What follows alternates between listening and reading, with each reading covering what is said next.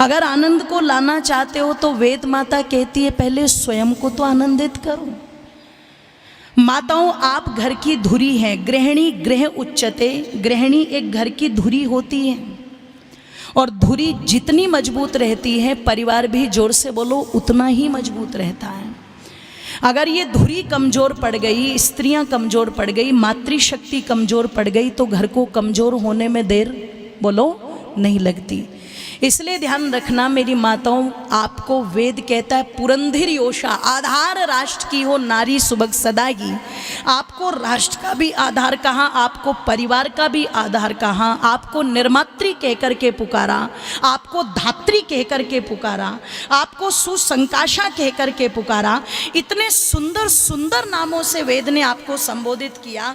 उसका मुख्य कारण यही था, अगर मातृशक्ति के जीवन में एक सूझबूझ, एक चिंतन और मंथन आ जाए, तो परिवार के अन्य लोगों के मन में वो चिंतन मंथन आने में देर, बोलो, क्योंकि मातृशक्ति के अंदर वो ताकत है जो पति को पति बना सकती है, पतन से बचा सकती है, एक भाई को संदेश दे सकती है, माँ बनकर के एक संतान को संदेश दे सकती है, जो पूरे के पूरे परिवार की समस्त व्यवस्थाओं को एक साथ लेकर के चल सकती है। ध्यान रखना, जो इतनी ताकतवर है कि अपने शरीर से एक दूसरी सृष्टि को जन्म दे सकती है। बहुत बड़ी भूमिका है आपकी, बहुत बड़ी भूमिका है। इसलिए कहा कि अगर वो पक्ष मजबूत रहेगा तो पूरा का पूरा परिवार मजबूत रहेगा, और अगर वो पक्ष कमजोर हो जाए तो परिवार को कमजोर होने में देर नहीं लगती। जिस घर का नारी पक्ष मजबूत है वहां पर पति का सुधार भी हो जाएगा। जिस घर का नारी पक्ष मजबूत है वहां पर बड़ों की सेवा भी, बोलो, होगी कि नहीं होगी। अगर घर की नारी चाहती है कि बड़े बुजुर्गों का सम्मान होना चाहिए तो होगा। कोई ताकत वहाँ से उस बड़े बुजुर्ग के सम्मान को ख़त्म नहीं कर सकती। और अगर वो ठान ले कि इन्हें तो मुझे रोटी देनी नहीं है, तो फिर कोई एडी से चोटी तक का जोर लगा ले, फिर वो सम्मान वहाँ पर हो भी नहीं सकता। जहाँ पर माता ठान ले कि मुझे अपने बच्चों को ये अच्छे संस्कार देने हैं, वो दे करके छोड़ेगी। और जहाँ माँ बच्चों के अंदर बिगाड़ लाना शुरू कर दे तो उनको दुनिया की कोई ताकत, जोर से बोलो, सुधार भी नहीं सकती। इसलिए बहुत बड़ी सामर्थ्य, बहुत बड़ी ताकत आपकी है। उस ताकत को अगर अपने अंदर सहेज करके रखोगी तो छोटी छोटी चीज़ों से बाहर निकल करके अपने चिंतन को विस्तार दो, अपने जीवन के उद्देश्य को समझने का प्रयास करो। केवल खाना, सोना, संतान पैदा करना, यहीं तक हमारा जीवन सीमित नहीं है। शास्त्रकार कहता है ये तो सामान्य में तत् पशुभे नराणाम, ये तो सामान्य कार्य हैं जो पशु भी करता है। और अगर इन्हीं सामान्य कार्यों में हमारा जीवन व्यतीत हो रहा है तो फिर हमारा जीवन किसी काम का, जोर से बोलो, सामान्य से ऊपर उठ करके कुछ होना चाहिए। और जिन्होंने सामान्य से कुछ ऊपर उठ कर के सोचा है अपने लिए, अपने परिवार के लिए, अपने समाज के लिए, कहीं ना कहीं वो दूसरों की प्रेरणा के स्रोत बने हैं कि नहीं बने हैं। इसलिए कहा था किसी ने कि यदि माताओं बहनों के अंदर थोड़ी सी जागृति आ जाए तो समाज को जागृत होने में देर नहीं लगती। और जागृति से मेरा तात्पर्य ये नहीं है कि आपके अंदर बुराइयां बहुत ज़्यादा है, नहीं, मैं उस प्रकार की बात नहीं कर रही हूँ। जागृति से तात्पर्य यही है, यदि मेरी माताओं का चिंतन और मंथन इस प्रकार का हो जाए जैसे कभी गार्गी विदुषी का हुआ करता था, जैसे कभी मैत्रेयी का हुआ करता था, जैसे कभी अपाला और घोषा का हुआ करता था, जैसे कभी माता कौशल्या का चिंतन हुआ करता था, जैसे कभी भगवती माता सीता का चिंतन हुआ करता था। मैं जिस परिवार के सामंजस्य की बात कर रही थी मेरी माताओं बंधुओं, जरा विचार करके देखना, चिंतन करके देखना, जिसके बेटे को बिना किसी अपराध के 14 वर्ष का वनवास दे दिया हूँ और बेटा विदाई मांगने के लिए आया हो और माँ ने ये कह दिया हो कि पिता से ज़्यादा अधिकार माँ का होता है, तेरे पिता ने आदेश दिया है राम, लेकिन मैं तुझे वन नहीं जाने दूंगी। उस समय मर्यादा पुरुषोत्तम श्री राम ने एक ही बात कही थी, माँ अगर माँ ने भी कह दिया हो तो पलट करके कौशल्या ने एक बार भी ये नहीं पूछा कि कौन सी माँ, तेरी माँ तो मैं हूँ, पूछा था क्या जी? बोलो। अगर आज की कौशल्या होती तो कैकई पर 72 केस कर देती, ध्यान रखना। इतने दावे करती कि कैकई केस लड़ती लड़ती मर जाती कि नहीं मर जाती? बोलो, है ना। पर सोचो जरा, कितने धैर्य, कितनी शालीनता से ये कह दिया, अगर माँ ने भी कहा है तो बेटे फिर नहीं रोकूंगी, फिर चले जाओ। क्या आज ये धैर्य हमारे परिवारों में है? देवरानी के बच्चों को जेठानी कुछ कह नहीं सकती, हिम्मत नहीं है। और मुझे कभी कभी आश्चर्य होता है, क्या ये भारत वही देश है जहाँ पर एक पड़ोसी भी पड़ोसी के बच्चे को गलत चलते हुए देखता था तो तुरंत चाटा मार देता था, और बच्चा घर जा कर के माँ बाप को नहीं बताता था कि किसी पड़ोस के व्यक्ति ने मुझे चाटा मारा। क्यों? अगर मैं बताऊंगा तो उल्टे थप्पड़, बोलो, मुझे ही पड़ेंगे। क्यों? तूने कुछ गलत किया होगा। अच्छा, बच्चे का सुधार हो जाता था कि नहीं हो जाता था? आज घर के घर में कह नहीं सकता कोई कुछ। तुम्हारी हिम्मत कैसे हुई कहने की? तुम्हारी हिम्मत कैसे हुई कहने की? खबरदार अगर मेरे बच्चों से कुछ कहा, ये बिगड़े तो भी मेरे और सुधरे, जोर से बोलो, तो भी मेरे। और हम उस घर के अंदर जय जयकार लगाते हैं, रामा रामा हरे हरे और हलवा खाओ पड़े पड़े, वहाँ लगा रहे हैं हम जय जयकार। काम नहीं है हमारे कोई भी ऐसे, शिक्षा नहीं ले रहे हैं हम, प्रेरणा नहीं ले रहे हैं हम, लेकिन काम हम सबके सब विपरीत कर रहे हैं। पर पूजा उन्हीं की कर रहे हैं, जय जयकार हम उन्हीं की कर रहे हैं, काम बिल्कुल हमारे विपरीत पड़े हैं। और फिर हम कहते हैं घर के अंदर आनंद और सुख शांति आता नहीं है। आएगा कहाँ से? ये कोई वस्तु नहीं है जिसे दुकान से खरीद करके लाना पड़े। ये एक परिस्थिति है, जिस परिस्थिति को मनुष्य को अपने आचरण, अपने व्यवहार से बनाना पड़ता है। बाहर जाकर के व्यक्ति भाषण दे दे चल जाएंगे, पर मातो बंधुओं, घर के अंदर भाषण नहीं चलते, घर के अंदर व्यक्ति का आचरण चलता है। आप जैसा जैसा अपना आचरण वहाँ पर दिखाएंगे, वैसा वैसा परिवार का वातावरण बनता चला जाएगा।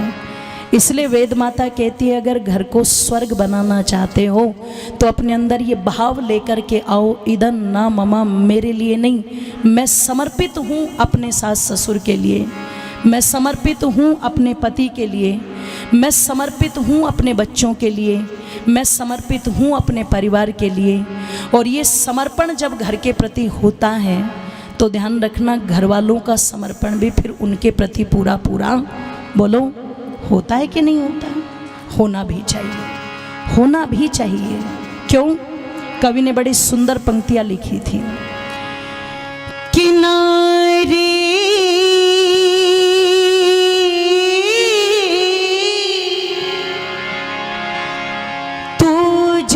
की महतारी। और माताओं, ये मत समझिएगा कि ये सारे उपदेश हमारे लिए ही हैं, उपदेश सबके लिए हैं, पर जिसका जितना बड़ा पद होता है उसकी जिम्मेदारी उतनी ही, बोलो, ज़्यादा होती है। तुम ब्रह्मा हो अपने गृहस्थ की, तुम्हारी जिम्मेदारी बहुत बड़ी है, इसलिए संबोधित करके कह रही हूँ। किनारी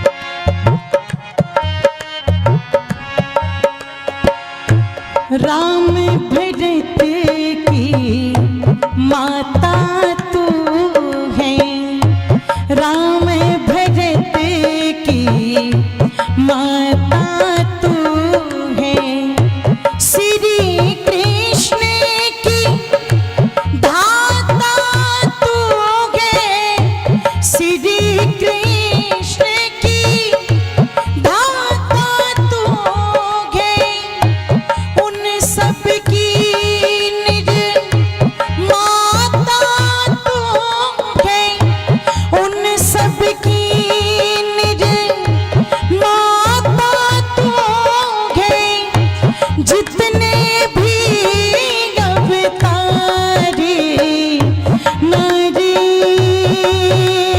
हो, तू जग की मैं नारी हो, तू जग की मैं तारी, तेरे कारण इस गुलशन की, तेरे कारण इस गुलशन की महके क्यारी क्यारी नारी हो, तू जग की मैं तारी नारी हो, तू जग की।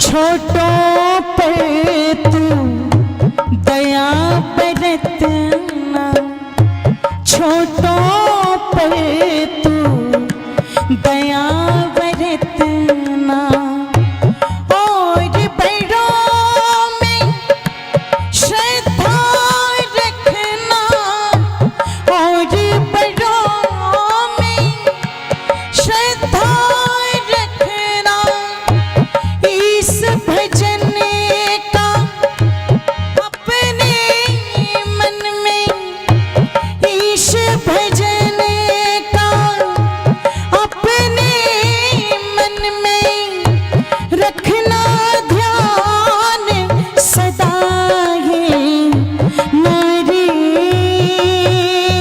हो, तू जग की मैं तारी नारी हो, तू जग की मैं तारी, तेरे कारण इस गुलशन की, तेरे कारण इस गुलशन की महके क्यारी क्यारी नारी हो, तू जग की मैं नारी हो, तू जग की मैं तारी नारी हो, तू जग की मैं तारी, तू जग की मैं तारी, तू जग की मैं तारी, तू जग की मैं तारी। बोलिए सत्य सनातन वैदिक धर्म की जय हो। ये राशि देकर के जिन्होंने सम्मानित किया उनका धन्यवाद। नारी तू जग की महतारी, और तेरे कारण इस गुलशन की महके क्यारी क्यारी है। बहुत बड़ी जिम्मेदारी, बहुत बड़ा कर्तव्य, बहुत बड़ा दायित्व माताओं हैं आपका। इसलिए उस दायित्व को बनाए रखने के लिए स्वयं में मजबूती बहुत ज़रूरी है। और ध्यान रखना हर एक परिस्थिति को, धन्यवाद, हर एक परिस्थिति को संभालने की सामर्थ्य तुम में है। जब भी कहीं पर कोई स्थिति इस प्रकार की नजर आती है, डामाडोल स्थिति, कहा ही जाता है कि बहुत मजबूत, नारी बहुत कमजोर, ये कहा जाता है ना। लिख दिया था किसी कवि ने कि हाय अबला नारी तेरी यही कहानी, आंचल में दूध और आंखों में पानी। बोले बस पानी पानी रहता है, पर ध्यान रखना वो पानी भी अंगारों का काम करता है। एक नहीं अनेक उदाहरण ऐसे हैं, इसलिए उन उदाहरणों को लेकर के एक बात कही जाती है कि किसी कामयाब घर के पीछे, किसी कामयाब पुरुष के पीछे किसकी भूमिका होती है जी? बोलो, नारी की होती